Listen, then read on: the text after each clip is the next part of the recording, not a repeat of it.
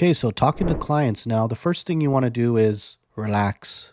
Don't be too nervous. You probably will be, but that's okay. This is going to take some practice. But really, number one is research and preparation. Now, you don't have to know everything about the sale. You do have to know three non-negotiables. Number one, you have to know that you're speaking with the right person.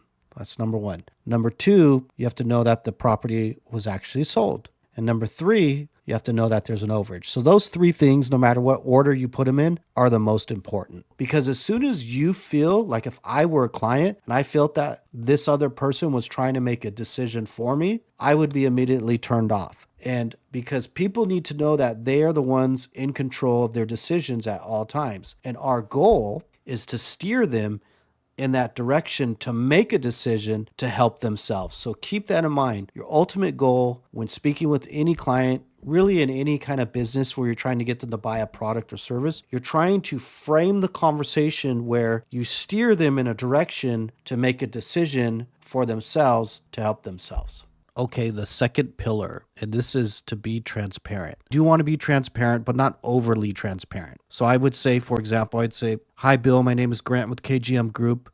I'm reaching out to you in regards to your property at, 1234 Main Street. I understand this property was sold and there's additional funds left over. Were you aware of your options in order to recover these funds?" So establishing credibility is going to be difficult in the beginning, especially if you're just starting out. That's why I suggest later in these modules, creating at least a LinkedIn account and registering with the Better Business Bureaus.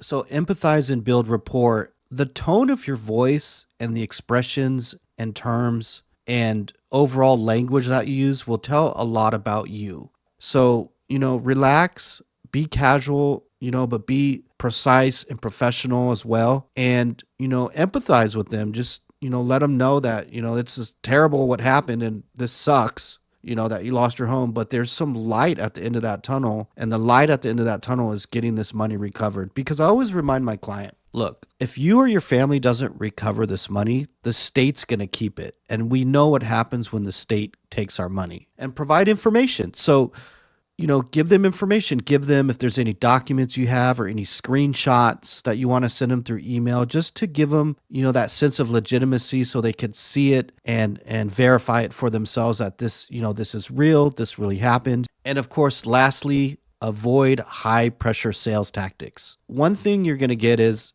that this is a scam.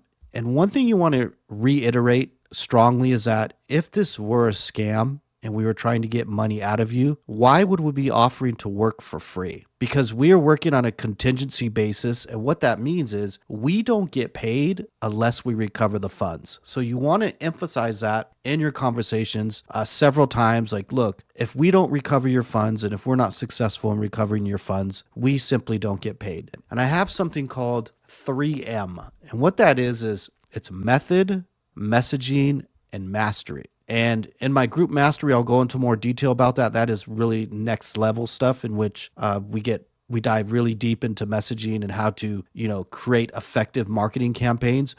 But just remember method, messaging, and mastery. Those three things. And if you practice, you won't have any problem getting deals, and you'll get more comfortable on the phone, and it becomes like second nature. So these are the most effective ways in reaching your client. And the first is letters, and they're short and easy to read. And the only downside with letters is the cost of postage, but letters are really the most effective, especially when you have that in combination with phone calls. It really, really gives your marketing a boost because a letter is a physical product sitting in their hand in which they're able to touch and feel. And then calling in the beginning is really the best way because you don't, without spending money, calling is the best way you're going to reach people. Texting can be a little weird because there's different rules for texting. I'm not sure if you could still blast text. I know they've changed that. I think you have to opt in, but texting can work. And then email. I haven't really received clients from emailing. I have received emails from clients because it's on my letterhead and they've responded via email, so I've communicated that way. But as far as trying to reach the client just through email, I haven't had much success with that because there's a lot of,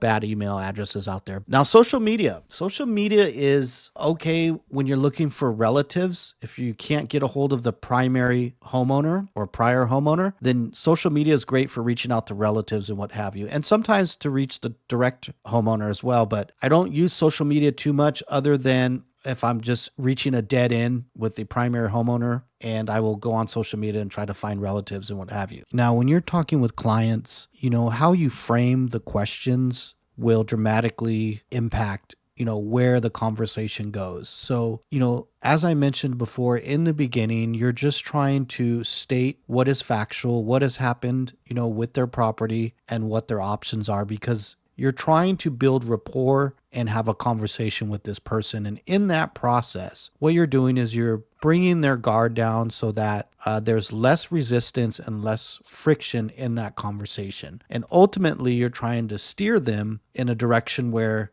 that they get to work with you. And, I've had people hang up on me. I've had people curse me out, and it can be heartbreaking. It can be tough to handle. You do have to have thick skin when you're doing sales or any kind of, marketing by the phone.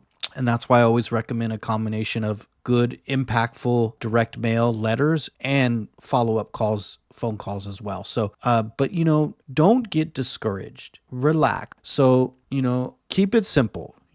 Was it KISS? Keep it simple, stupid. I learned that from an old sales trainer years ago. Keep things simple and let them know, look, I just want what's best for you. Whether you recover this money, and which is ultimately what the first goal, or you decide not to do it and you walk away. I just want what's best for you and your family. And that's how you will get them to ultimately trust you and then ultimately take action to recover these funds. So you don't want to be thinking of just the money portion, which is obviously the main point, but you want to be thinking of how can I build a relationship with this person so that I may be able to help them recover their funds so that they can help themselves. So keep that in mind whenever you're speaking with clients. Just relax, have a conversation, be casual, just state the facts, what happened, what their options are, and your company's here to help.